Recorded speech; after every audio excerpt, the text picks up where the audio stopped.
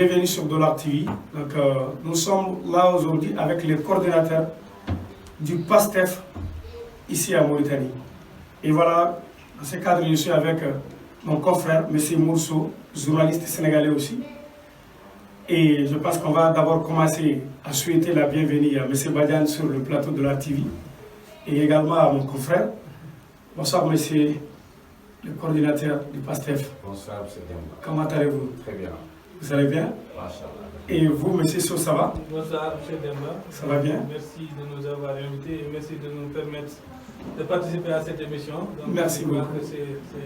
C'est une grande première pour le coordinateur. Merci. D'être en face avec un journaliste étranger. Merci beaucoup. Un journaliste sénégalais. Et nous saluons tous vos auditeurs qui vous suivent sur la Dollar TV. Merci, M. Chaud. Donc, comme il vient de dire, on va d'abord commencer par la présentation. Et d'abord, monsieur le coordinateur va nous dire, M. Badiane, il va nous dire qui il est vraiment. Et il est à la tête du PASTEF en Mauritanie. Et comment ça se passe? Merci, M. Demba. Merci. Oui. Je vous remercie. Et en tout cas, pour la première fois que je visite votre studio. Merci beaucoup. Et permettez-moi de vous dire que vous faites du bon travail. C'est bien. Merci beaucoup. Toute l'équipe de la TV. Également, en tout cas, son confrère sénégalais, qui est aussi un confrère, M. Mourso, oui. Qui est aussi un journaliste confirmé qui travaille, au niveau des médias locaux et aussi au niveau des médias sénégalais. Merci beaucoup. Vous me permettrez d'abord, avant d'entrer dans l'émission, de remercier mon service pour communication. D'accord. Qui vous ont permis quand même d'arranger ce tout à fait, oui, tout à fait. Et qui ont toujours travaillé d'arrache-pied pour en tout cas parfaire l'image du parti, l'image de notre présidence Monsongo ici en Mauritanie. Et qui ont toujours travaillé en étroite collaboration avec tous les secteurs, les sections en Mauritanie. On a dû partout travailler le PDR. Sur ce plan médiatique, sur le plan de la communication, c'est une équipe aussi qui travaille en étroite collaboration avec le député élu de Yewwi Askan Wi Afrique du Nord. Maintenant, pour parler de soi-même, c'est un peu difficile. Mais je vais aussi entrer dans cet exercice et essayer de résumer un petit peu. Tout peu, oui. Je m'appelle Ibou Badiane. Ibou Badiane. Okay. Dans le cadre de mon métier professionnel, je suis aussi votre confrère. Merci. Je suis journaliste d'investigation sur les questions de migration. Sur les questions de migration. J'ai beaucoup travaillé dans les médias sénégalais d'abord, ensuite en Mauritanie, avant de faire le tour de quelques médias mauritaniens. J'avoue que je me sens bien dans ma peau dans ce cadre professionnel ici en Mauritanie. Maintenant, pour ce qui concerne mon invitation ici, en tant que coordinateur de PASTEF, je suis bien le coordinateur de PASTEF en Mauritanie. En Mauritanie, bien sûr. Et en amont, j'ai été militant d'un parti qui fait l'un des premiers partis qui a fourni le président au Sénégal, dont le président Senghor, Abdou Diouf. D'accord, quel est ce parti? Le Parti Socialiste. Ok, le Parti Socialiste. J'ai été au niveau du MES, Mouvement des étudiants et élèves socialistes, et la CE2, la Coordination des étudiants et élèves de Dakar. D'accord. Où j'ai fait quand même mon passé de militantisme à Dakar. Ok. En Mauritanie, j'ai été le président, non, le secrétaire général de l'amicale PS en Mauritanie. C'est moi qui l'ai créé ici. Et depuis 1997, on a participé aux élections. C'est une association ou c'est... Non, l'amicale PS, c'est l'amicale du Parti Socialiste. D'accord. Comme une coordination qui travaille qui représente le parti en Mauritanie. Ça, c'est depuis 1997.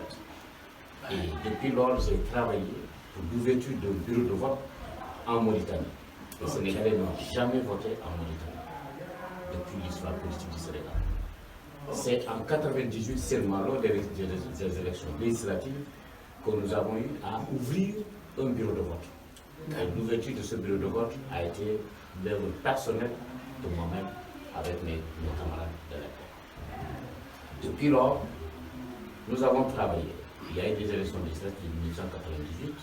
Ensuite, les élections de 2000 ont porté le président au pouvoir.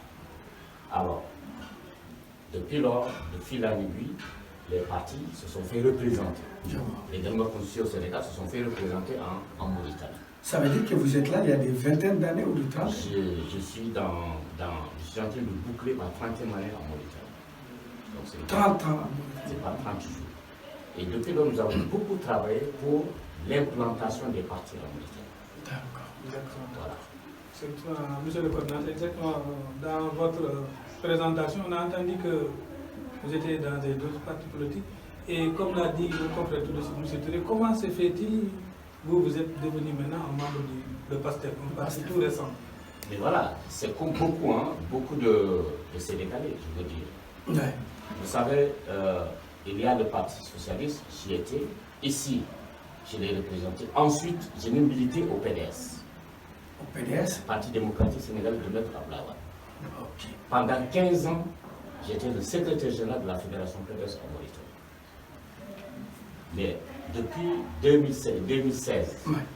nous avons eu un homme politique qui a pu faire son chemin et qui s'est présenté dans le paysage politique sénégalais. Il s'appelle Ousmane Sonko. D'accord.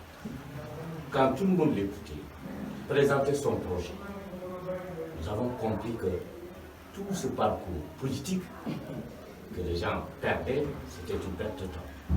Parce que voilà quelqu'un qui a su présenter un projet politique où tous les Sénégalais se voient.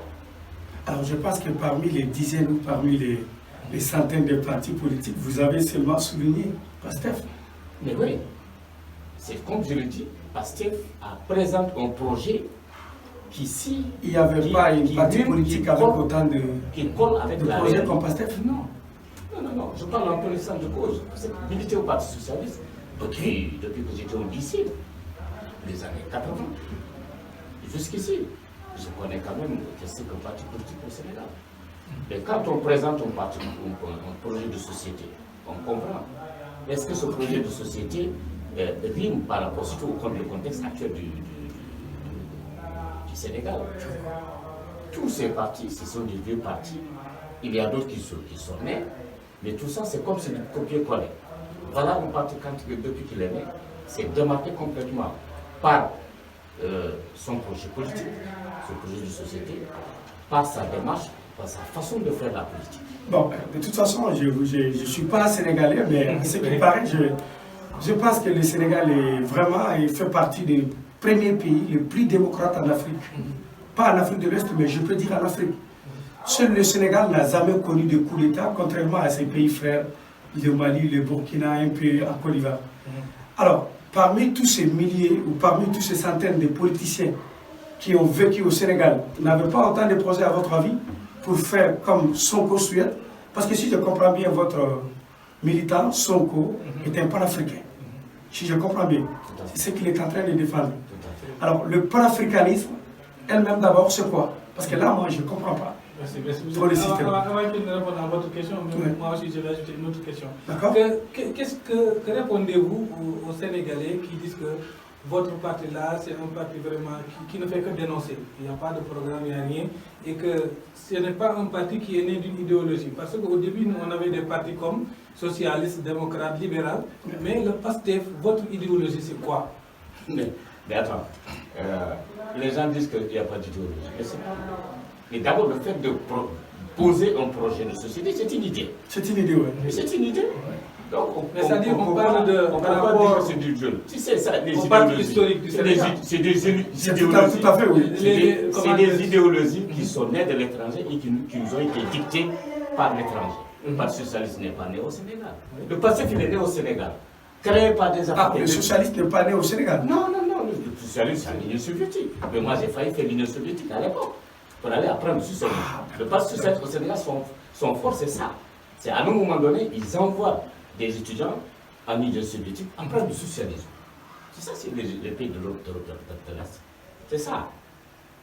On a copié de l'Union soviétique, du bloc des Français, le Parti Socialiste français de l'époque. Mais c'est ça. Mais alors que le PASTEF, c'est un parti qui est né, qui a été créé avec une réflexion d'ensemble de jeunes intellectuels sénégalais qui ont compris à un moment donné, qui ont fait une bonne lecture de la politique sénégalaise et de ce que veulent les Sénégalais et les Africains. C'est ça. C'est pourquoi ils ont mis en place ce parti. Et du coup, quelques années après, les gens se sont vus là-dedans. Ils se sont retrouvés là-dedans. À chaque fois qu'on déroule un discours, qu'ici, avec l'idéologie du PASTEF, les gens se voient là-dedans. Et c'est ce qui fait vraiment l'authenticité du projet de PASTEF. C'est parce que ce sont les populations. Imaginez qu'aujourd'hui, naturellement, ce sont les politiciens qui financent les militants. Mais là, c'est l'effet inverse. Ce sont les militants qui financent le parti. Cela veut dire que c'est eux qui portent le projet parce que le projet, ils se l'ont approprié. Voilà la différence. Alors, moi, M. Chaud, je vais puis avancer avec le coordinateur. Alors, les gens attendaient à ce que vous soyez investis par votre coalition pour les élections législatives. Finalement, c'est un autre candidat qui a été retenu. Comment avez-vous vécu cela?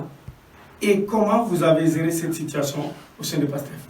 Moi, je suis vieux de la politique. Ah bon? Bien sûr. J'ai longtemps milité des partis. Vous savez, quand vous êtes dans un parti, vous devez respecter ce qu'on appelle la discipline politique. Je vois. PASTEF est dans une coalition qui s'appelle Yewwi Askan Wi. C'est-à-dire? Yewwi Askan Wi, c'est-à-dire que c'est un parti qui conscientise. Une coalition qui est là pour conscientiser les populations par rapport à la malgouvernance. Alors donc, quand on est dans une coalition, nous avons des départements en Afrique, en Europe, en Amérique, etc., et même dans l'Asie. Qu'est-ce que cela veut dire? Donc, à un moment donné, on demande aux candidats déclarés de se voir pour avoir un consensus. Mais il s'est trouvé qu'à l'intérieur même du Sénégal, il y a eu des blocages. Dans les partis, vous voyez plusieurs candidats de même parti se déclarer pour le même département. Qu'est-ce qu'ils ont dit? Bon, maintenant, on va se partager par département. Donc, tel département, on donne tel parti qui est membre de la coalition, tel département. Alors qu'en amont, ma candidature était presque retenue pour passer en Afrique du Nord. Mais dans le départage, il s'est trouvé que le département d'Afrique du Nord a été confié au parti PUR. Bon. Donc c'est ce qui explique que, au lieu que ma candidature soit validée, c'est la candidature de candidat de PUR Afrique du Nord qui a été validée. Alors je vais souligner un peu cela. C'est juste pour rebondir sur ce qu'il vient de dire. C'est-à-dire, sa candidature au niveau de l'Afrique du Nord, ça a été presque retenu. Mais vous avez, comme ils ont, ce qu'il a dit tout de suite, Yewwi Askan Wi, cette grande coalition-là, il y avait une autre aussi coalition qui s'est formée en dernier moment, qui s'appelle le Wallou. Ils ont une coalition Yewwi Wallou, et il y avait des critères. Donc, comme il y avait deux candidats au niveau de la Mauritanie, donc c'est la conférence des leaders de Yewwi Askan Wi qui a décidé pour retenir l'autre candidat. Mais moi, je voudrais savoir sur quels critères on a retenu l'autre candidat et pas lui. C'est ce que je voudrais savoir. C'est ce que j'ai dit. Donc, vous savez, moi je suis le candidat retenu pour le parti PASTEF. Si le département zone Afrique du Nord n'a pas été confié, donné au parti PASTEF, du coup, je ne suis pas le candidat qui devait être investi. Et c'est le candidat du parti qu'on a confié, le département d'Afrique du Nord, qui va être investi. C'est pourquoi Mansour Kébé a été investi au nom du parti PUR pour la coalition Yewwi Askan Wi. Monsieur le Président, est-ce qu'il y avait des critères de sélection? Les critères, bon, je sais qu'on n'avait pas, sur ce plan, vous savez, c'était fait dans la précipitation, il y avait la pression, il fallait déposer à temps. Mais je pense que si l'on diagnostique, si on a fait un diagnostic vraiment approfondi, des candidatures, des profils au niveau des départements, au niveau de la diaspora, je pense que certainement ils n'allaient pas peut-être procéder de la sorte. Ils allaient peut-être trouver le meilleur profil pour Yewwi Askan Wi en Afrique du Nord. Mais qu'importe, on n'en est pas là maintenant. Et je pense que nous, on va rentrer dans une discipline politique. Quand on confie un département à tel parti, tous les autres partis convergent, en tout cas, se retrouvent autour de ce candidat pour le poste. C'est ce qui a fait, en tout cas, que nous avons bâti campagne. Et mieux, j'ai été le directeur de campagne. Alors, je peux savoir quel était votre apport personnel de votre parti pour la victoire de Yewwi Askan Wi. Mais ça, c'est clair. C'est Yewwi Askan Wi, c'est Pastef qui a élu le candidat. J'ose bien le dire, je pèse même. C'est le Pastef qui a élu le candidat Yewwi Askan Wi en Afrique. Ça, il faut oser le dire. Sur le terrain, parce que nous sommes bien implantés ici. Ici, comme au Maroc. Déjà en Mauritanie et au Maroc, on a fait la différence. C'est là-bas où on a fait la différence pour en tout cas battre le candidat de Benno Bokk Yakaar. Donc, PASTEF est un parti bien organisé, bien implanté ici en Mauritanie. Donc, vous comprendrez que pour dérouler une campagne au nom de la coalition Yewwi Askan Wi, mais précisément avec les éléments de PASTEF, je vous l'avais dit à l'entame de mes propos, que j'ai un bon pôle de communication. Et ça, c'est la force de PASTEF. PASTEF a toujours des pôles de communication qui savent communiquer, qui savent vendre le projet de PASTEF, qui savent vendre un candidat. Et le candidat qui est le candidat de Yewwi Askan Wi, a eu cette chance d'être entouré par les éléments de PASTEF et le coordinateur qui se trouve être le directeur de campagne. D'accord. Malgré le rejet de la liste titulaire des YAO, la coalition portée par Sonko a reçu l'exploit de 80 députés. Quel commentaire faites-vous de ce résultat? Mais c'est aussi simple que ça. Sonko, c'est qui aujourd'hui au Sénégal et en Afrique? Je n'ai pas n'importe qui. Ah bon? Non. Sonko porte un projet. Mais Sonko, lui, d'abord en personne, c'est un projet pour le Sénégal et pour l'Afrique. Alors, il faut éclaircir. Mettre en déroute sa liste nationale. Les gens pensaient que c'était la solution pour en tout cas gagner la coalition Yewwi Askan Wi. Mais c'était peine perdue. Vous les mettez en déroute, mais vous lui permettrez de battre campagne. C'est comme si lui, il est déjà de la tête de file d'une candidature à l'Assemblée nationale. Donc, quand il a battu campagne, je vous ai dit que le projet est porté par les Sénégalais eux-mêmes.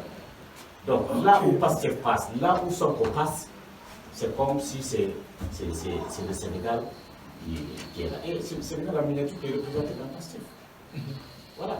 Monsieur Touré, là, je vais un peu rebondir sur le fait qu'on a rejeté la liste des titulaires de Yewwi Askan Wi. Est-ce que vous ne pensez pas que le fait que vous avez réussi à avoir 80 députés, à renverser la tendance au niveau de l'Assemblée nationale, est-ce que ce n'est pas dû à votre slogan de campagne? Vous parlez trop de troisième mandat, vous n'avez même pas présenté de programme, vous n'avez presque, lors de la campagne, vous avez tout le temps à parler du troisième mandat. Les Sénégalais avaient fini de comprendre qu'on ne gouverne plus au Sénégal. Macky Sall ne gouverne plus au Sénégal. Et puis, il y a une tradition maintenant qui s'est installée au Sénégal. Quel que soit ce qu'ils vont dire, juridiquement, etc. Je pense que parler de troisième mandat, parler d'un projet d'LGBT au Sénégal, c'est déjà ce que les Sénégalais n'aiment pas. C'est un terme de campagne. Mais bien sûr, tout politicien le fait. Quand tu peux t'approprier d'un problème posé et que les Sénégalais n'adhèrent pas à ce problème, mais vous l'exploitez pour peut-être avoir beaucoup plus d'électorat. C'est ce qui a été fait. Mais bien sûr, c'est de bonne guerre. Oui. Voilà. D'accord. Vous venez de parler de ces rejets-là. Alors, qu'explique ce rejet de Macky Sall par le Sénégalais? Mais Macky Sall, il s'est dédié à plusieurs reprises. Vous savez, la société sénégalaise n'aime pas les gens qui se dédient. Wade en a fait les frais. Wade en a fait les frais en 2012. Il a essayé de fabriquer pour faire troisième mandat. Alors que les Sénégalais, désormais, depuis que Abdou Diouf est parti, ne veulent plus qu'on parle de troisième mandat. Non. Qu'est-ce que Macky Sall a dit? En 2016, quand il est venu, en 2016, il a organisé un référendum. Oui ou non? Il dit que donc, de septembre, on revient au quinquennat. C'est ce qui a été fait. Et dans le quinquennat, il se permet de dire à l'article 27 de la Constitution que désormais, nul ne peut faire deux mandats consécutif. Mais M. Touré, là, je vais l'arrêter. Parce que là-bas, il y a beaucoup de débats au Sénégal actuellement. On parle de l'article 27. Mais les gens oublient qu'il y a l'alinéa 2 qui dit que le mandat du président est de 5 ans. Et que donc, nul ne peut faire plus de mandats consécutifs. Quand on dit le mandat du président est de 5 ans, donc le mandat de 7 ans, qu'est-ce qu'on va faire avec? Non, mais attends, c'est pas la loi des parrains. Vous savez, c'est ce que vont utiliser certainement les juristes pour dire que non. Mais déjà, on précise l'un de leurs alliés, M. Barthélémy Dias, lui-même, il a défendu le troisième candidature de Macky Sall. Qui est ce monsieur-là? Le maire de Dakar. Mais attendez, lorsqu'il était au pouvoir avec Macky Sall. Ah, mais voilà, lorsqu'il était au pouvoir. Avec Macky Sall. Voilà, avec Macky Sall. Et donc là, on va comprendre aisément, ils sont en train de manipuler l'opinion. Non, tout à fait. Vous savez, nous, on est constant dans notre démarche et dans notre politique. C'est le français qu'on parle. C'est-à-dire que la Constitution, c'est toujours comme ça. C'est les Français qui nous ont appris à manipuler la Constitution, à tripatouiller tout ça, les Constitutions. Mais ça ne marche pas. C'est-à-dire que le mandat, ça, on précise que désormais, à partir de 2016, celui qui viendra au pouvoir ne fera que 5 ans au lieu de 7 ans. Mais non, plus loin, on dit que nul ne peut faire 2 mandats consécutif. Vous parlez d'un projet moral. Non, mais attends. Et que Macky Sall lui-même, il est sorti à plusieurs reprises pour préciser ça lui-même. Il dit que c'est clair, c'est verrouillé. Moi, j'ai fait un mandat de 7 ans, c'est mon premier mandat. Quand je vais si on me renouvelle le deuxième mandat en 2019, ce sera le deuxième et dernier mandat pour moi, c'est fini. Deuxième et dernier mandat. C'est lui qui l'a précisé. Donc il a compris la Constitution. Maintenant, il ne faudrait pas qu'on arrive à un moment, on dit que ça ne m'arrange plus, je vais me dédier pour faire ça. C'est ce que les Sénégalais refusent. Voilà, c'est ce que je veux savoir, ce qui concerne M. Sonko. En février 2021, Ousmane Sonko est accusé de viol répétitif sur une jeune fille. S'ensuit les événements regrettables de mars. Vous comprenez ma question? Bien sûr. Très bien. Pensez-vous qu'il doit fréquenter les endroits comme Sweet Beauty? Vous pensez que quand on est malade, on doit choisir son hôpital ou son poste de santé? Pas tout à fait. Ou c'est les gens qui vont qu'ils soient arrivés? Non. C'est comme si vous me disiez que ne va pas dans cette maternité. Il n'y a que les femmes qui fréquentent. Okay. Il y a les gynécologues hommes. Il y a les gynécologues hommes qui sont dans les maternités. Et puis ça, là, ce n'est pas le débat. C'est-à-dire qu'aujourd'hui, au moment où on parle, le complot est établi au Sénégal. D'accord, M. Badian, quand on vous a affiché comme invité sur notre plateau, nous avons reçu tous sortes de questions. Toutes sortes de questions. Donc nous avons le plein droit. S'il y a vraiment une question qui ne manque pas du respect au coordinateur, et vraiment, M. Sonko, il faut qu'on le pose. Donc c'est tout à fait. Non, il n'y a pas de problème. Voilà. Et même dire viol répétitif, etc. Ces jeux de mots-là. C'est-à-dire que les Sénégalais ont compris que nous n'avons pas un État au Sénégal. Vous permettrez de m'expliquer, nous avons un État où. C'est-à-dire ce que l'on fait au Sénégal, c'est du banditisme d'État, plus de ça. Banditisme? C'est du banditisme d'État. Comment vous pouvez comprendre des hommes au plus haut niveau de l'État se permettre, ne serait-ce que dans leur tête, prendre une initiative pour éliminer un adversaire politique, se permettre de comploter contre cette personne? De comploter, vous dites? C'est ça. À un moment donné, vous avez parlé de la démocratie sénégalaise. C'est exact. Qui a été un exemple en Afrique. Ouais, en Afrique. On peut dire oui. Pas en Afrique de l'Ouest, mais en Afrique. Oui, en Afrique. Il n'y a jamais eu ça. Ah bon? C'est vrai, avec Senghor, Mamadou Dia, il y avait ces... Mais on n'était pas parti aussi plus loin que ça. Parce que accuser quelqu'un de viol, c'est trop fait.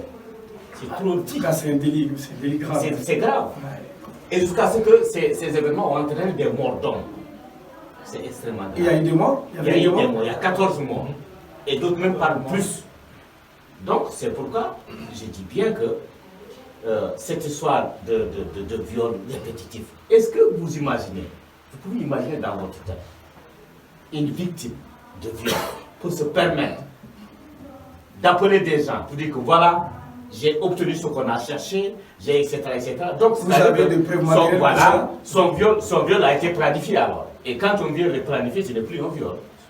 Ce n'est plus un viol. C'est vrai que cela a été fait. Est-ce que vous aviez des preuves matérielles pour cela? Mais si, quand la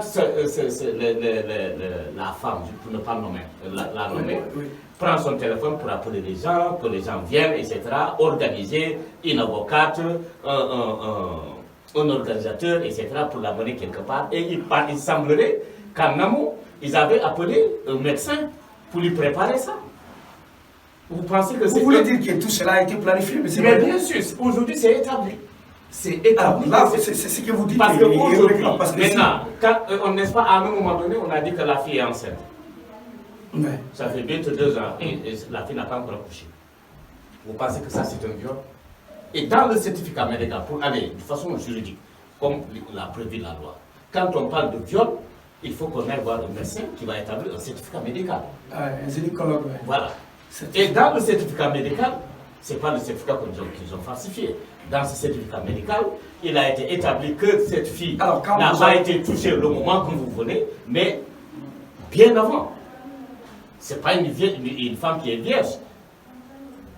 Alors, qu'est-ce qui a été dit, le tribunal, les cours, c'est-à-dire que si vous avez des preuves matérielles déjà, les coups de téléphone, mais bien sûr, d'ailleurs, l'audition de mon président, la dernière fois, le 3 novembre, l'a montré. Il a donné tous les éléments. Vous savez, en amont, on dit non, si vous avez des preuves, etc. Mais non. Vous savez, quand l'affaire est en instruction... Quand ça a été démenti, votre président n'a pas fait vraiment une contre-offensive?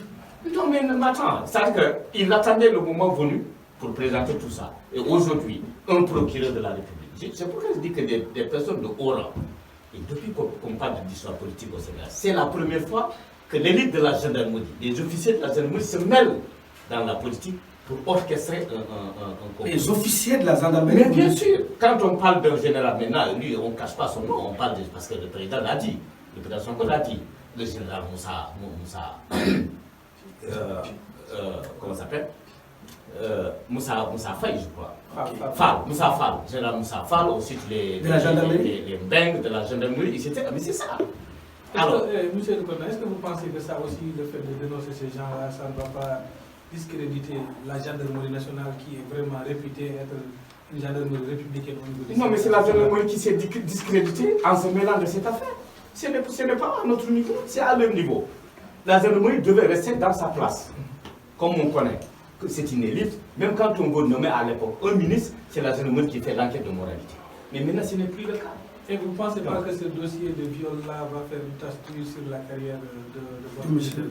Mais non, quand tout le monde, maintenant, si ça allait faire tache d'huile, Sonko était candidat au communal, aux élections locales. Il n'a pas été élu. Si. Et de façon majoritaire, aux législatives. C'est lui, il faut qu'on se le dise, qu'on se le tienne pour vérité, si c'est Sonko qui a fait élire son nombre de députés à l'Assemblée. Parce que c'est lui qui a mené la alors qu'il si c'est ce viol. Je pense que sur cette affaire des viols, il n'est pas du tout blanchi. Est-ce qu'il a été blanchi par la justice? Pas du tout. Non, mais attends, le dossier est encore pendant. Mais il faudrait des gens qu'il a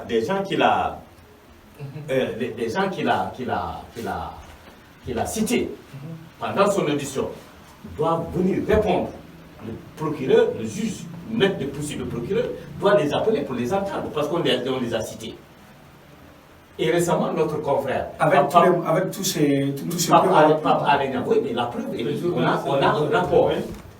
Le journaliste Pape Alenia, aujourd'hui, notre confrère, qui croupit en prison. Aujourd'hui, il est en prison. Il est en prison aujourd'hui. Depuis le 6 novembre. Il a fait les mêmes révélations que Ousmane Sonko. Mais c'est parce que c'est vrai. Pourquoi on le fait là-bas? On pose la question, pourquoi on n'a pas pris Ousmane Sonko, on a pris Papa Alenia? Non, c'est parce que c'était la bête noire du palais. C'est ça. Sonko, ils n'ont qu'à emprisonner Sonko. Vous pensez que l'État a peur de votre leader? Ce n'est pas une histoire d'avoir peur. Aujourd'hui, ils savent. Je pense que c'est comme par exemple, Sonko a dit la même chose. Mais le lendemain, Pape Ali a répété la même chose et on l'a pris. On n'a pas pris Ousmane Sonko, alors que c'est lui le premier à... Ils ont compris que le pouvoir... Ce journaliste a été pris, oui, il est emprisonné. Oui, parce qu'il a lu le même rapport de gendarmerie qui a impliqué les officiers supérieurs de la gendarmerie, qui les a impliqués, Sonko a présenté au juge. Le journaliste lui s'est permis aussi de dire et de lire les passages. Ce n'est pas lui qui a dit que voilà le rapport aussi, que moi j'ai, que d'autres journalistes ont, et lui il a eu le courage d'exhiber ce parce qu'il a dit, ça fait tant de mois, peut-être quelques mois, que j'ai ce rapport, mais je n'ai pas voulu vraiment dire, mais aujourd'hui, qu'on est arrivé à ce point, Sonko même a présenté le truc, moi je vous permets de dire qu'il est là, le rapport. Et il a lu des passages des rapports qui ont impliqué et qui ont montré que le c'est la cause de son arrêt officiellement. C'est la seule cause. C'est la seule cause. On lui dit que voilà, diffusion de fausses nouvelles. Quelles sont les fausses nouvelles qu'il a diffusées? Ils n'ont qu'à dire les nouvelles là. Ils ne le diront pas. Alors qu'est-ce que le parti, le parti PASTEF est en train de mettre en œuvre maintenant pour ce monsieur? Parce que tout ce qu'il a répété, ça a été dit par votre leader. Et si vraiment il a eu un problème, à cause de ça, je pense que PASTEF doit lui venir en aide. Mais bien sûr, je crois qu'on a organisé quand même une collecte de fonds, ça fait plus de 10 millions, c'est pour le soutenir. Et nous, ce n'est pas le PASTEF qui nous soutient, le PASTEF soutient. Non, moi, je pense que le Sénégal est un pays de loi. Il faut quand même agir conformément à la loi. À mon avis, s'il a été arrêté pour diffamation, il n'y a pas de diffamation dans ça, c'est pourquoi eux, ils ne peuvent pas amener... Peut-être ça peut être la cause officielle. Officiellement, il a été arrêté pour ce qu'il a... Je te dis, c'est du cinéma. Jusqu'à présent, il est en prison. C'est du cinéma. Du cinéma, vous dites? C'est du cinéma. Je le dis, c'est du cinéma. Quand on interprète un journaliste, on dit que secret défense. Il y a secret défense. Quand est-ce qu'on va parler de secret défense? Nous sommes des journalistes. Et quand est-ce qu'on va parler de fausses nouvelles? Vous connaissez les organismes de presse au Sénégal qui soutiennent ce monsieur-là? Oui, la coalition des associations de presse, la CAP, qui a organisé le vendredi passé une marche de soutien à laquelle s'est jointe la société civile et les partis politiques. Donc c'est pour vous dire que, comme je le disais, nous sommes devant un banditisme d'État. Et il faut que ça s'arrête.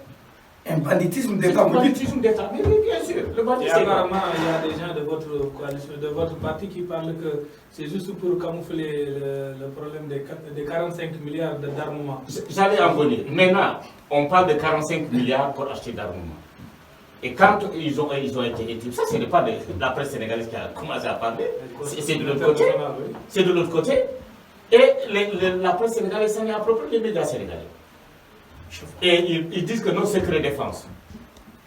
Maintenant, les gens veulent corser ces questions pour qu'on essaie de trouver est-ce que le Sénégal a besoin de mettre 45 milliards quelque part. Et même ça, il semblerait que ce sont les rajouts de commission qui nous ont amenés à 45 milliards.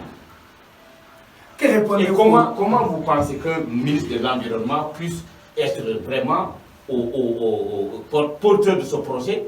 On ne parle pas du ministère de la Défense, du ministère des Forces armées, etc. Tout ça, mais c'est le ministère de l'Environnement. Alors, tout ce que vous êtes en train de dire sont faits au Sénégal. Et pour moi, le Sénégal, c'est un pays de loi, un pays très démocrate. Alors, que répondez-vous aux gens qui disent que Macky Sall est parmi les meilleurs présidents du monde? Il fait partie des meilleurs présidents démocratiques. Pas en Afrique, mais dans le monde. Que répondez-vous à ces gens? Moi, à entendre ça, j'ai envie de vomir. Parce que vous savez que meilleur président, c'est un superlatif qu'il faut éviter. C'est-à-dire? Un meilleur président ne se comporte pas comme ça. Comment? Macky Sall se comporte en mieux? Non. Ça, c'est vous qui le dites. Et ça n'engage que vous. C'est moi, ce que j'ai dit, ça n'engage que moi. Macky Sall a trahi le peuple sénégalais. Comment? C'était le candidat. On le disait à l'époque. C'est un candidat circonstanciel.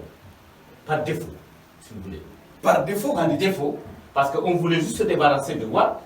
Il n'y avait pas meilleur profil là. Un jeune qui se présente et qui semble vraiment, en tout cas, gagner la confiance des uns et des autres. Mais allons-y. L'essentiel pour nous, c'est de dégager un adversaire politique qui gêne.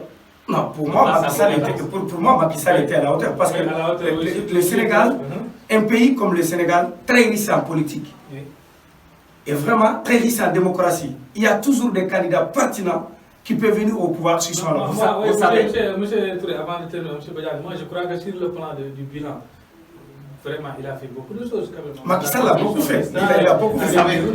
C'est ce qu'on dit, c'est ce qu'on dit en tout cas. Par exemple, actuellement, il a changé le visage de Dakar. Le visage de Dakar est un peu partout au Sénégal. C'est ça les avancées politiques, changer le visage d'une capitale. Le Sénégal, c'est pas la capitale. D'ailleurs, nous ne sommes pas politiciens. Bien avant mais ça, ce qu'on voit quand même, c'est... Oui, bien avant ça, c'est Watt qui a été l'œuvre des chantiers de Dakar. Le maître d'œuvre, c'est Watt. Mais quand il a montré, je dis que le troisième mandat est interdit au Sénégal, c'est clair. On a parlé. Macky Sall est venu vraiment parachever certains chantiers de Dakar, c'est tout. L'aéroport, la BD, etc., tout ça. Vous voyez, donc aujourd'hui, on ne peut pas le juger par rapport à ça. Oui, mais Macky Sall, il est testé. Nous, on le jugeait par rapport à ce qu'il a convaincu les gens. Gouvernance sobre et vertueuse. La patrie avant le parti. L'état de droit, redresser l'état de droit. Vous pensez qu'il n'y a pas d'état de droit au Sénégal? Non, l'état de droit aujourd'hui, la justice, c'est une justice qui est penchante. C'est tout. La justice n'est pas indépendante. Les Sénégalais même ne croient plus en leur justice. Et là, c'est extrêmement grave. Vous dites bien les Sénégalais même. Mais oui. Mais est-ce que vous avez des preuves sur ce que vous dites? Monsieur le coordinateur, on était en train de parler sur la justice au Sénégal. Vous avez dit qu'il y a une justice à deux vitesses. Et je vous demande des preuves concernant cette justice que vous parlez de deux vitesses. Lorsqu'on a attaqué le président Ousmane Sonko, c'est lui qui est parti voir la dame là qui est partie au centre. C'est pas interdit, mais lui, cette période-là, c'était une période de couvre-feu. Les gens n'avaient pas le droit de sortir. Bien vrai qu'il était un député, mais lorsqu'il partait là-bas, il a informé personne. Vous, en tant que, est-ce que vous êtes au courant qu'il allait là-bas? Moi, si je suis la période de couvre-feu, d'accord. Si je suis malade, je dois appeler des gens pour dire que c'est la période de couvre-feu, venez. Mais non. Moi, je me sens mal. J'ai la possibilité de sortir, d'aller me soigner. Là où je vais me soigner, je vais me soigner. Ce n'est pas n'importe quelle personnalité. Il peut aller se soigner là où il veut. D'autant plus que eux, même qui disent que couvre-feu, ils sont en train de circuler. La preuve en est que ce complot-là, ourdi-là, qu'on a organisé. Quel complot ourdi? Mais si, vous savez, c'est écœurant dans un Sénégal, vraiment un Sénégal qui ne mérite pas qu'on s'attarde sur des émeutes comme ça, qui ont entraîné des morts, donc peut-être coup d'État, etc. Nous, on ne le sait pas au Sénégal. Le Sénégal a été toujours un pays de dialogue. Mais M. Badiane, lui, il a une part de responsabilité. Je peux parler de Ousmane Sonko. Parce que c'est lui qui avait appelé à un mortal combat les événements de mars. Lorsqu'il devait aller répondre. Donc, il devait aller répondre tout simplement. Non, mais attends. Mais il a appelé à un mortel combat, les gens sont sortis dans la rue. C'est pour dire que... Ah, quand il répondait à la justice. Oui, pour répondre à la justice. Donc, il n'a pas besoin d'appeler ces gens de sortir. Non, attends. Hein? Pourquoi il le dit? C'est dit que quand on est en face d'un adversaire qui te veut la mort, d'accord. Mais c'est œil pour œil, dent pour dent. C'est clair. Moi, j'ai quand même mon parti, j'ai des militants derrière. Je le dis que ce qu'ils sont en train de faire, c'est ma mort politique ou ma liquidation physique. Mais moi, je vais dire que c'est un mortel combat. Eh bien, c'est un mortel combat. Où est-ce qu'on en est? Ils ne sont pas allés au bout de c'est pour cela qu'il a lancé un appel là. Mais bien, la dernière fois, il n'a pas lancé un appel. Pourquoi? Ils savent très bien que... Parce que la première fois, il a circulé. Non. Tu sais, ils se pensent malins, ils ne sont pas malins. Regarde l'arsenal qu'ils ont déployé, rien que pour quelqu'un qui va aller répondre. Mais toute une gendarmerie, toute la sécurité sénégalaise a été mouvée. On dirait qu'on était dans un état... Toute la sécurité, vous dites? Toute la sécurité. Pour aller arrêter pour accompagner quelqu'un.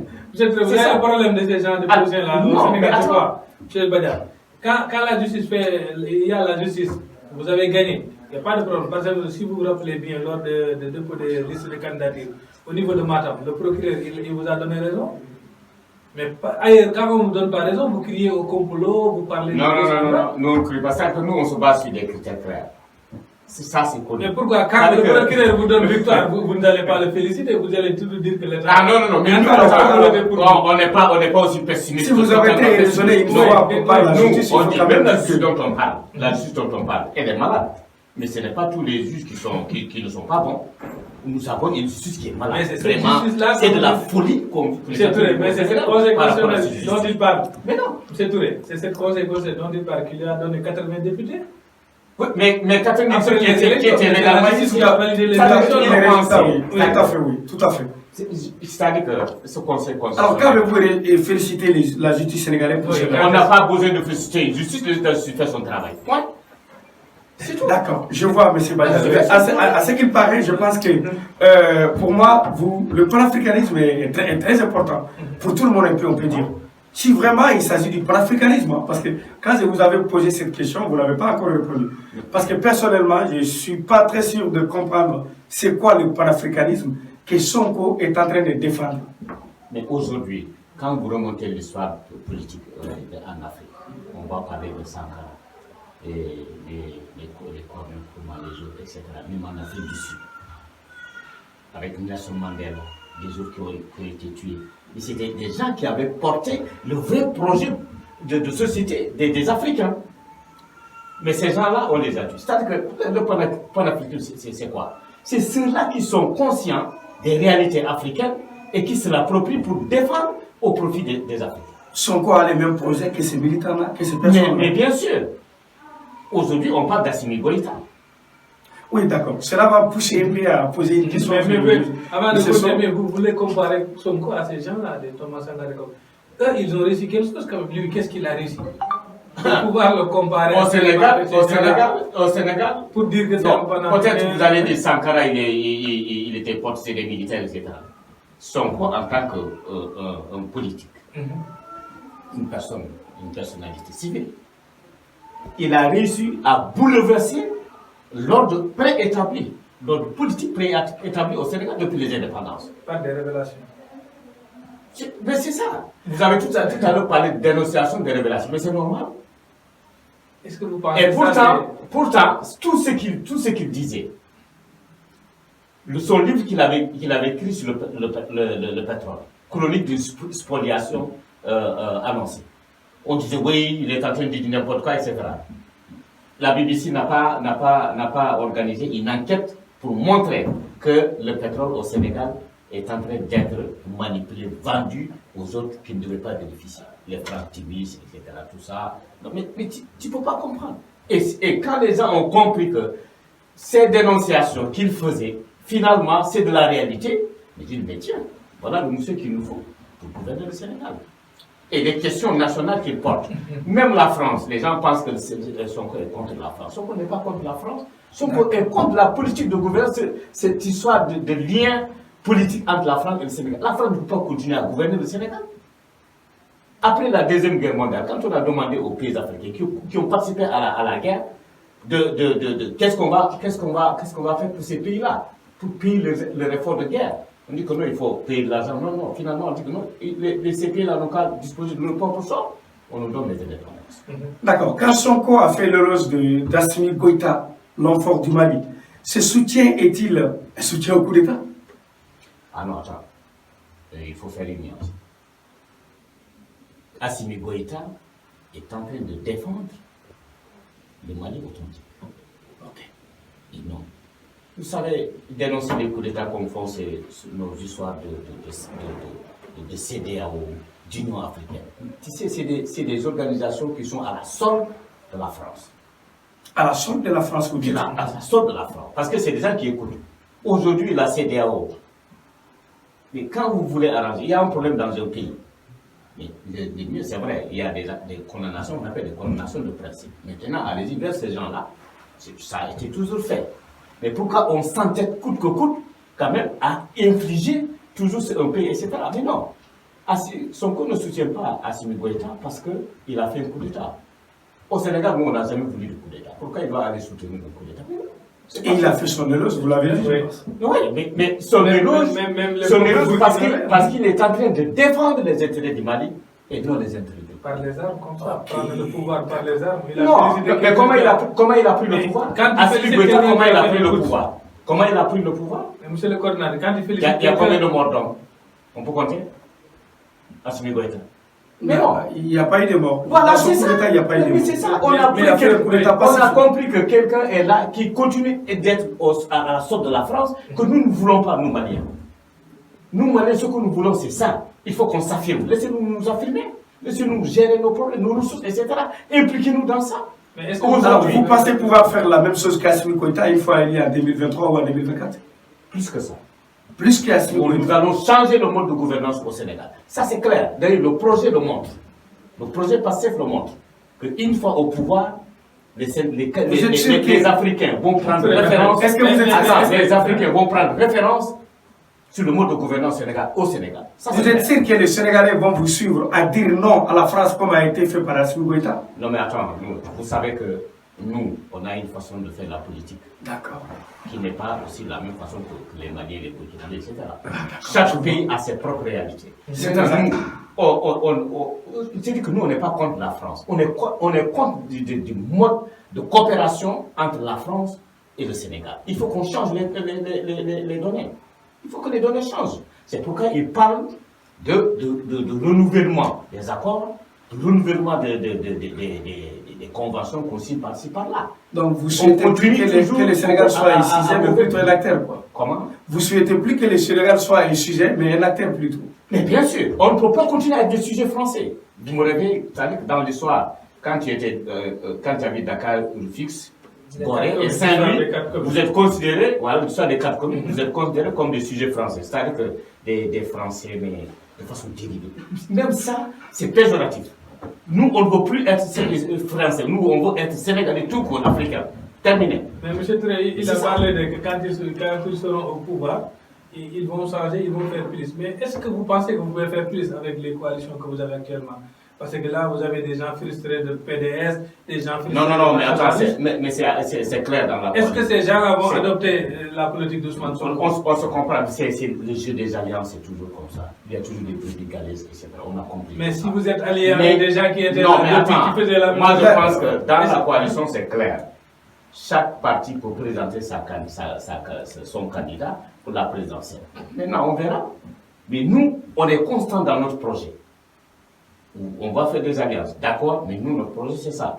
On ne peut pas déroger à la règle qui rime avec notre projet. Non. C'est ça. C'est pourquoi, Pastef, partout quand on, même dans la campagne, les gens ne voient que Pastef.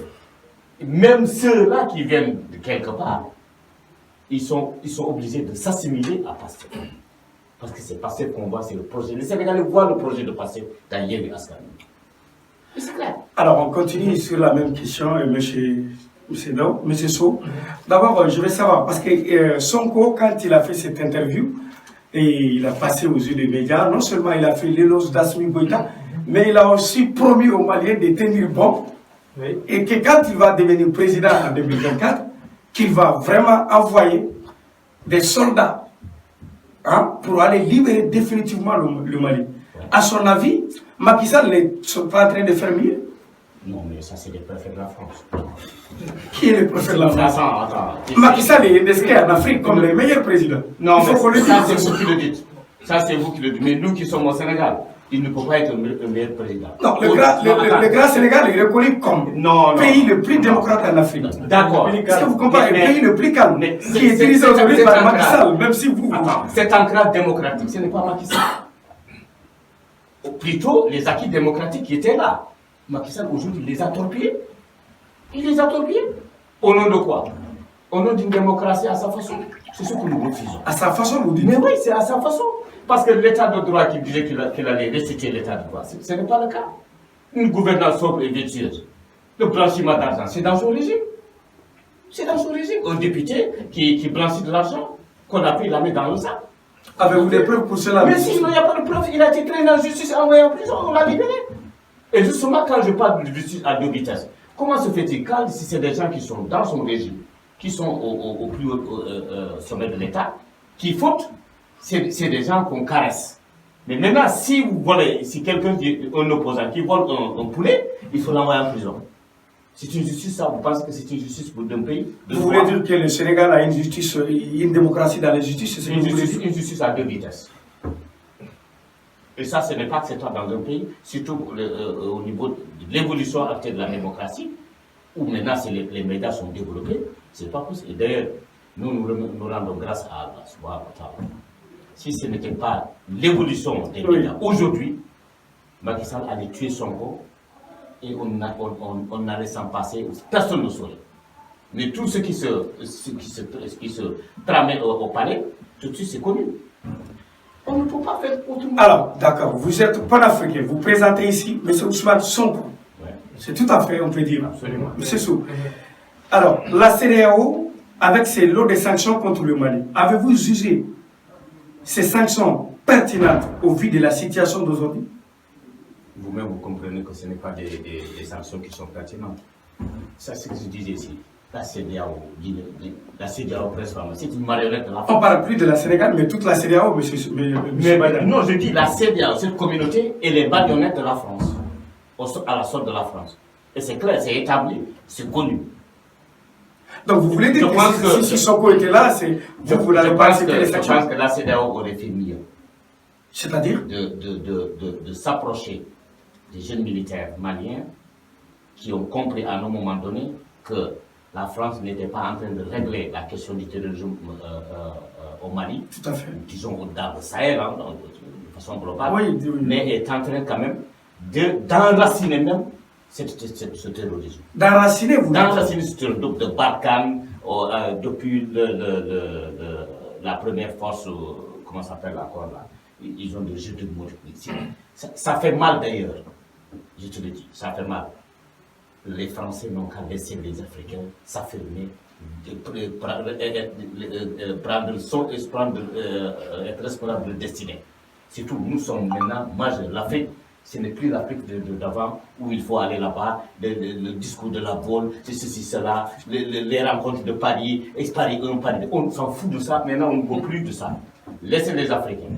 Pourquoi ils ne laissent pas? Mais regardez. Tu sais, les Maliens, c'est là où j'ai apprécié les jeunes soldats maliens. Ils n'ont plus de cours de la France. Hein. Ça a été une insulte que la France ne peut pas pardonner au Mali. Au Mali, oui. Quand on demande à un ambassadeur de quitter Dakar, ils n'étaient pas préparés. Les Français n'étaient pas préparés à ça. Et ça, ça s'est passé au travers de la gorge des Français. Mais c'est clair. C'est pourquoi ils veulent à mort ce capitaine Goïta et partant tous ces soldats. Ils ne vont pas réussir. S'ils sont connus que si je serai élu, Inch'Allah, en 2024, j'enverrai mes militaires pour t'aider à asseoir, vraiment à restaurer l'unité, en tout cas la démocratie au Mali, comme vous dites. Mais c'est ça. Mais c'est qu'on n'est pas là pour valider des coups d'État. Mais quand même, quand on sent que vraiment les gens, ça, ce n'est pas un coup d'État. Non, vous êtes à la sorte d'un pays, nous, on ne veut pas ça. Nous, on est venu au pouvoir pour quand même restaurer une démocratie à la malienne. Vous vous rappelez de Moussa Traoré. Alors, après l'épisode de Moussa Traoré, il y a Toumani Touré qui était venu, Alpha Omar Konaré, etc. Le Mali, vraiment, c'était la référence. Tout à fait. Voilà. Donc vous n'avez pas vu des actes vraiment posés par la CEDEAO qui sont positifs? Non, du tout. Mais regarde même l'affaire des 49 soldats ivoiriens. Si tu dis que Alassane Ouattara et Macky Sall, c'est les préfets de la France. Les préfets de la France. Ils ne sont pas là. Non, ils ne sont pas là pour rendre service au pays membre de la CEDEAO. Mais je ne comprends pas quand ces deux présidents ont été toujours indescrits comme les meilleurs présidents de l'Afrique. Non, mais vous l'avez entendu où d'ailleurs? Mais ça, c'est alors partout, on peut dire ça. Mais non. Ça, c'est très visible. Non. Quand vous partez au Sénégal demain, c'est là. Attends, nous sommes tous des journalistes. C'est là qui entretiennent ce langage et qui veulent vulgariser, en tout cas, cette thèse-là. Ici, c'est les médias français. Est-ce que vous savez, que RFI n'est pas écouté en France? Vous savez ça? RFI, c'est l'organe de propagande de l'Élysée. Ça, c'est tout à fait. Ça, non, mais c'est ça. C'est RFI qui manigance, qui fait ceci, meilleur président avec combien de critères, ceci. Mais en réalité, c'est pas ça. Moi, je n'ai pas entendu par RFI, M. Badiane. De toute façon, avec le visage du Sénégal et de la Côte d'Ivoire aujourd'hui, c'est brave, en fait. De toute façon, on peut les féliciter. Parce que nous, on n'est pas politiciens. Comme vous venez de dire, nous, on n'est pas politiciens du tout. Voilà. Tout ce que nous, on voit. C'est ça. Mais je vous invite en tout cas de fouiller. Vous allez comprendre que dire meilleur président, quand on est avec la France, on est meilleur président. Et quand on n'est pas avec la France, on est un mauvais président.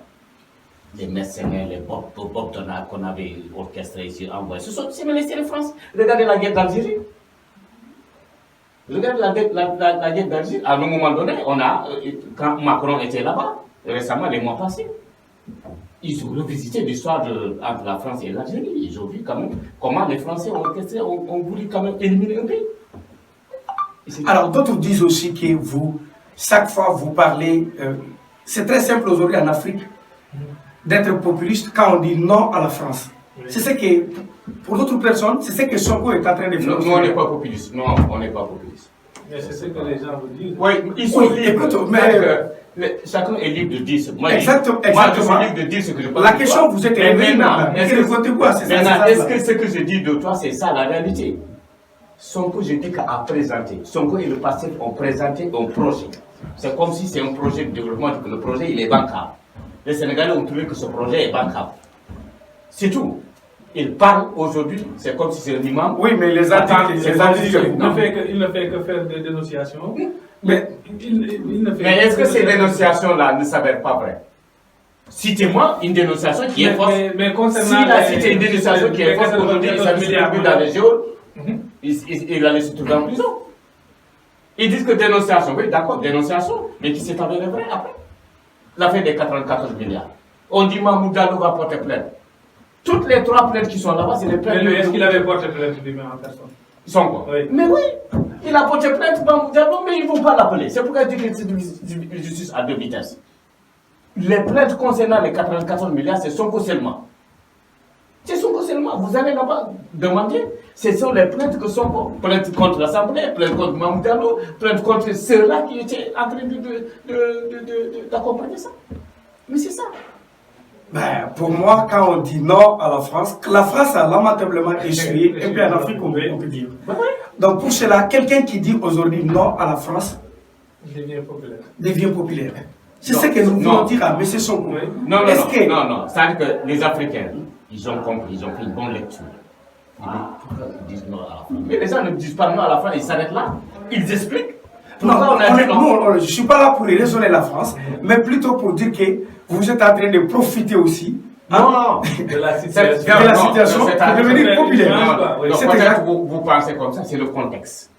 Nous sommes arrivés à un contexte où les Africains ont compris qu'on a été lésés. Et que désormais, on ne doit plus suivre la France qui dit que venez chez nous, vous faites ceci, cela, accord de partenariat économique, ceci, cela. Mais c'est du cinéma, ils ont compris que c'est du cinéma. C'est une forme de colonisation. Une autre forme de colonisation. Que les Français, que les Africains refusent maintenant. Les gens disent que non, quand on dit non, non, c'est parce que la France a tellement fait du mal en Afrique. C'est ça le problème. Et que maintenant, les gens ont compris qu'on a vécu le mal depuis des années, des millénaires. Et c'est fini même. Voilà. Alors, on voit rapproche d'anti-français, d'anti-CFA, d'anti-AP. Est-ce que votre leader l'est vraiment? C'est ce que je disais tout à l'heure. Ce n'est pas parce qu'on ne veut pas la France, mais c'est la façon de gouverner, c'est la façon de la coopération qu'on ne veut pas, qu'on a dénoncé et que nous souhaitons revoir cette façon de coopération avec la France. Les AP, c'est des accords de partenariat économique. Et ça, c'est une autre forme de colonisation économique. Regardez les entreprises françaises qui sont au Sénégal. Vous venez vous implanter au Sénégal, on vous donne tout, on vous facilite tout, mais le Sénégal ne gagne que 10%. Les 90%, vous les amenez chez vous. Quand est-ce que le Sénégal va se développer? Quand est-ce que le Sénégal? Nous, on vaut 50-50. 50-50. 50-50, c'est normal. Avec la France. Nous avons de l'expertise au niveau des entreprises. Quand vous venez. Vous n'êtes pas prêt vous n'êtes pas vraiment prêt du tout à faire comme le Mali que vous êtes en train. Le Mali n'a pas accepté même 5 sur 95. Le Mali dit non à la France définitivement. Et toutes les institutions.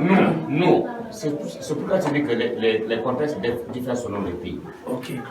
Le Mali a son contexte. Je vois. Le Sénégal a le sien. Vous parlez pour le Sénégal. Voilà. D'accord. Alors, monsieur le coordinateur, parlons un peu de la justice. Les dossiers Makabou d'Imam Alioune Ndao vous inspirent quoi? C'est toujours le banditisme d'État. Toujours le banditisme d'État. Vous savez, avant Mankabo. Pour vous, l'État n'a pas un côté positif? Non, attends, c'est pas. Non, c'est-à-dire qu'un État, c'est quoi? C'est une justice qui est solide, qui est indépendante. La justice sénégalaise, elle est indépendante. Oui, selon vous, oui. Selon moi, oui. Je vais vous dire. Je pense que selon plusieurs pourquoi cette justice n'est pas indépendante. L'affaire Imam Ndao. C'est malheureux. On a orchestré, on a présenté. Et même il y a des médias. Malheureusement, nos confrères sénégalais qui sont à la sorte du pouvoir, ils ont présenté Imam Ndao comme un terroriste. ce qu'ils ont mis dans le dossier des chefs d'inculpation, c'est grave. C'est comme si c'est quelqu'un qui était prêt ici avec tout un arsenal pour faire tomber le Sénégal, l'État du Sénégal. Et jusqu'à sa libération, on n'a rien trouvé.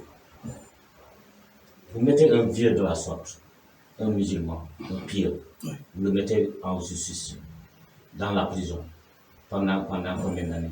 Vous le faites sortir pour dire qu'on est en liberté.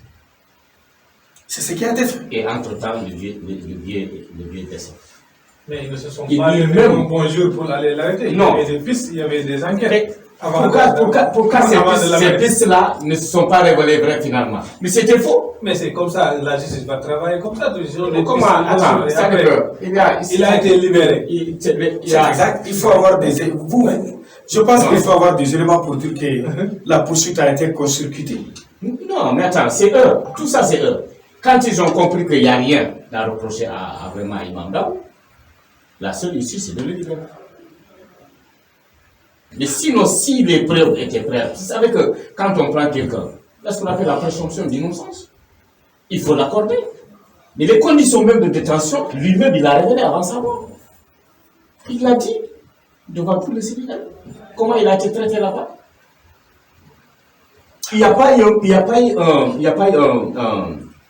un attentat au Sénégal pour qu'on l'accuse et pour qu'on le mette dans des conditions de détention de la sorte. Non. On a supposé que c'est un terroriste. C'est quelqu'un qui est là, qui a vraiment une équipe, etc., terroriste, etc., une cellule dormante. Mais dès pourquoi réveiller une cellule dormante? Laissez-la dormir. Laissez-la dormir. Si c'est une cellule qui continue à dormir, qui ne se réveille pas, ne la réveillez pas. Vous réveillez, vous trouvez que ce n'est pas une cellule dormante, c'était pas ça. Après avoir vraiment, en tout cas, moralement atteint la personne, etc. Et tout ce qu'on a dit autour de cette personne, cette personnalité religieuse, et voilà, au bout du compte, on le libère. Voilà. Mankabo, on accuse quelqu'un qui a servi l'État. Cheikh Tidiane, quand il était ministre des Affaires étrangères, c'était son garde-corps. Il a servi. C'est après maintenant, quand quelqu'un n'est pas avec le pouvoir, on l'accuse d'être force spéciale. Force spéciale, c'est leur création. Nous, on ne connaît pas que c'est force spéciale. C'est leur création. Mais vous n'allez pas nous dire que l'État n'a pas de renseignements généraux qui ciblent des personnes. Il ne se lève pas d'un bon jour de l'année pour dire que pour aller Touré ou bien M. Badian, on n'est pas venu sur mais ils n'ont qu'à nous établir des éléments qui leur font dire que c'est des forces spéciales venues pour déstabiliser. Vous voulez dire qu'il n'y avait pas d'éléments? Attends, même ceux-là qui sont là-bas, qui croupissent là-bas, vous allez voir ce qui va se passer. On finira par les laisser partir. Donc, est-ce que ça valait la peine pour un pays qui s'appelle le Sénégal, un pays de droit, un pays de dialogue? Est-ce que ça vous ne serait-ce pour garder le pouvoir? Est-ce qu'on est obligé d'aller dans ce sens-là? Le Sénégal doit continuer de vivre. Et le Sénégal. Donc, c'était pas la peine. On prend quelqu'un de la façon qu'on l'a pris, on l'a jeté en prison. Il semblerait qu'il a été torturé à mort. Et quelque part, les éléments étaient établis. Parce que quand quelqu'un prend son téléphone, lui il prend son téléphone, il appelle sa femme pour dire attention, voilà ce que je suis en train de subir ici. Et voilà. Ah bon? Quelqu'un qu'on a pris sain, sauf chez lui, il arrive là-bas, lui il est mort quelques jours après. C'est-à-dire qu'il est mort peut-être sous la torture. Voilà. Il n'y a pas de suite. Il n'y a pas de suite. Est-ce qu'il y a une enquête indépendante pour vraiment prouver que voilà, c'est une mort naturelle, etc. Jusqu'ici, c'est ce que je te dis. Quand c'est des dossiers qui vont pour forcer la responsabilité de l'État dans ça, là, il n'y a pas d'enquête. Il faut bloquer, ça s'arrête là. Mais il se trompe, l'État va continuer. Quand l'État va continuer, chacun rendra son compte le moment venu.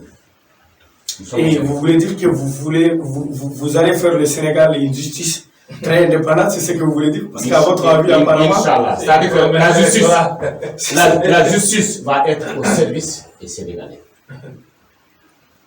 Si tu as fauté, on te montre là, on va établir dans la période de présomption et la presse. C'est-à-dire que nul n'est présumé, dans le sens qu'à ce qu'on établisse les preuves qui l'accablent, qui établissent sa culpabilité. Mais non, maintenant au Sénégal, on te culpabilise directement. Mais non. C'est comme l'affaire de Karim Wade. avec la CREI, on te prend, on te met au niveau maintenant, que tu n'as pas fait ça.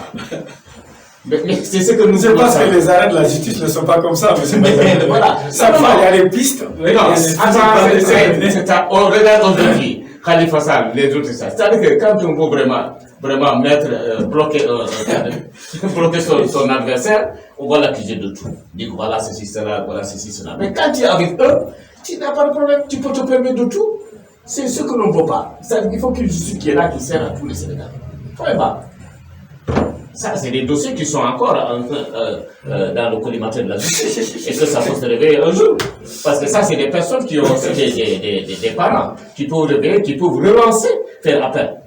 Pour qu'on essaie de dire la vie. Alors, de 2014, M. Badian, de 2014, de la création du PASTEF à 2022, votre parti a agrandi de façon spectaculaire, devant ainsi la première force politique du Sénégal. Comment avez-vous travaillé pour arriver à ces adhésions massives? Qu'est-ce que vous appelez première force politique du Sénégal? C'est Benno Bokk Yaakaar, là.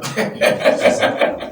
Vous savez, au pouvoir quand même. Oui, d'accord. C'est la partie au pouvoir. Quand on est au pouvoir, on fait du dialogue, on peut devenir une force politique. C'est encore du contrôle la majeure partie des communes au Sénégal, les maires. Oui, d'accord. C'est toujours comme ça. Quand on est au pouvoir avec la force de l'argent, le pouvoir de l'argent. Donc, on n'est pas de l'argent, mais on est au pouvoir. Le président est au pouvoir. Quand on est au pouvoir, on est au pouvoir. On ne se met pas les sérieusement. Vous savez, comme je l'avais toujours dit, le projet PASTEF est le projet de tous les Sénégalais. Ce n'est pas le projet d'Ousmane Sonko.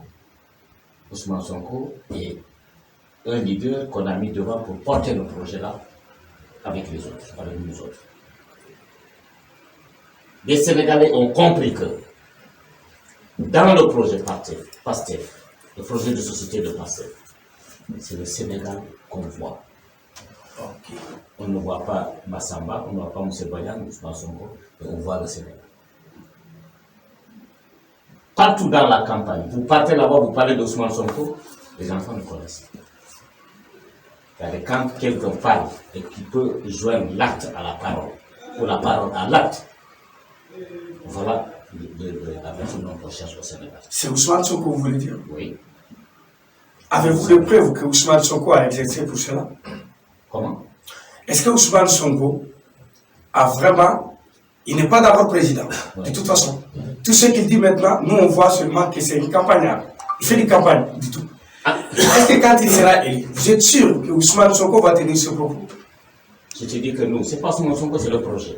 Nous, c'est le projet. Je comprends, le leader, c'est bien Ousmane Sonko. Lui, il parle de projet. Mais aujourd'hui, pourquoi vous avez peur qu'il sera arrêté? Donc si c'est lui le projet, donc... Non, il n'y a pas de projet chez nous, non. Effectivement. Mais vous, on parle d'Ousmane Sonko vers la justice. Non. Vous allez dire que non. C'est l'injustice qui est orchestrée à son égard qu'on dénonce et qu'on ne peut pas. Mais Ousmane Sonko est justiciable, comme tout justiciable sénégalais. Pourquoi? Mais quand l'État va se mêler, la justice va se mêler, les codes d'élite de sécurité se mêlent, c'est compliqué, c'est ce que nous on ne veut pas, c'est pourquoi on est là pour défendre. On défend. On ne fait pas de la manquance. Oui, il faut défendre ça. C'est ça. La dernière fois, Sonko, quand on convoque quelqu'un au tribunal, est-ce que c'est au juge ou au procureur de choisir son chemin pour aller au tribunal? Et c'est pour eux d'arriver à l'heure. Ne dire non, on va là-bas, passe par là. Depuis quand on se conduit comme ça au Sénégal? Ça va pas. Il y a quelque chose que ça va pas. Est-ce que vous pensez que le projet sans Sonko, ça va passer? Est-ce que c'est je vous dis que la personne d'Ousmane Sonko qui fait tout ce bruit-là? Je vous dis que le PASTEF, ce n'est pas Sonko. C'est un projet. Et qui va continuer après Sonko. Mais Sonko, si, Inch'Allah, en 2024, on va l'élire président de la République. Il va faire 2 mandats, il va partir et le projet PASTEF va continuer. Quelqu'un de PASTEF va venir, qui n'est pas Sonko. C'est pour vous dire que nous, ce n'est pas Sonko, c'est nous, c'est le projet qui nous intéresse. Mais s'il est inculpé dans un dossier, il ne faut pas être impliqué. Aujourd'hui, est-ce qu'il n'est pas temps de penser à... Aujourd'hui, il est établi qu'il ne peut pas être impliqué. Si c'est le dossier de viol seulement, nous on a fini, on est sur autre chose. Mais la justice n'a pas encore pris son deuxième. Mais maintenant c'est entre les mains de la justice. Ils sont soit obligés de prononcer le non-lieu, ou sinon pour organiser un procès. Et quand on organise un procès, comment organiser un procès? Test ADN. Refuser de faire le test ADN. Mais le test d'ADN, c'est quoi? Voilà, donc on est toujours avec les coordinateurs du PASTEF. Alors selon vous, Macky Sall, Sonko et Bougane, qui est le meilleur profil pour diriger le Sénégal? PASTEF, patriote africain du Sénégal pour le travail ethnique et la fraternité. C'est un peu ça? Oui, vous me posez. L'idée, c'est trois personnes qui n'ont même pas le même profil. C'est-à-dire? Ce n'est pas. Moi, si vous m'avez dit avant, je n'allais pas dû vous poser cette question parce que ça saute aussi. Et elle est très importante. Le fait de répondre à cette question est très important pour nos auditeurs. Vous présentez Macky Sall, vous présentez Ousmane Sonko, vous présentez Bougane, que je respecte beaucoup. Vous respectez qui beaucoup? Je respecte Bougane beaucoup, parce que bon, après tout, c'est quand même quelqu'un qui est une position, qui est aussi dans la dénonciation, qui pose des actes. Et Macky Sall est le président, il faut le dire. Oui, il est le président. Bon, pour le moment, il est le président. Il est le président. Peut-être, bon. Tu sais, ce n'est même pas le même profil. Sonko, aujourd'hui, ce n'est pas le Sénégal, c'est l'Afrique. Macky Sall, tu peux le poser comme un président présidentiel en Afrique. Tu sais, ces histoires de l'Union africaine, etc., tout ça, c'est à tout de... Même si vous êtes nul, vous pouvez être président de l'Union africaine. Sonko n'a même pas le même profil que ces gens-là. AP, accord de partenariat économique, CFA, Communauté financière Afrique. Que dites-vous de tout ça? C'est tout ça, c'est la nouvelle donne de la colonisation. C'est une forme de colonisation que la France veut continuer à coloniser l'Afrique et que nous disons non. L'accord de partenariat, qu'est-ce que les accords de partenariat économique nous ont amené en Afrique? Même les artistes, les Didier Awadi, ils ont chanté ça, ils ont dénoncé ça. Que ce n'était pas de bons partenariats. C'était pas bien. C'était des partenariats au détriment des peuples africains. Et c'est pas bien. Nous souhaitons en développer, pas quand même qu'on nous mette toujours dans cet engrenage qui va être au service de la France. C'est toujours eux qui trouvent des termes, partenariats, etc. C'est FA, c'est la communauté financière africaine. Mais, vous savez, dites-moi un pays africain qui est membre du CFA qui s'est développé. On peut dire le Sénégal. Tu sais, tout à fait, le Sénégal. Pour vous, le Sénégal. Le Sénégal est développé. Vous pensez que le Sénégal est développé? Et sur la voie. Il n'y a aucun pays membre de la communauté financière africaine qui s'est développé. Ils sont sur la voie du développement. Non, écoute, même regarde, les pays qui sont développés en Afrique. Vous parlez du Nigeria, ils ont leur monnaie locale. C'est très simple. Vous parlez du Ghana, ils ont leur monnaie locale. Même la Mauritanie, ils ont leur monnaie locale. Vous pensez qu'ils ne sont pas développés que le Sénégal. Il faut le dire, M. Badiane. Tous ces pays que vous venez de citer, le Sénégal est vraiment exemplaire. Tous ces pays que vous venez de citer. Dites-le loin des Sénégalais épris de paix et de justice.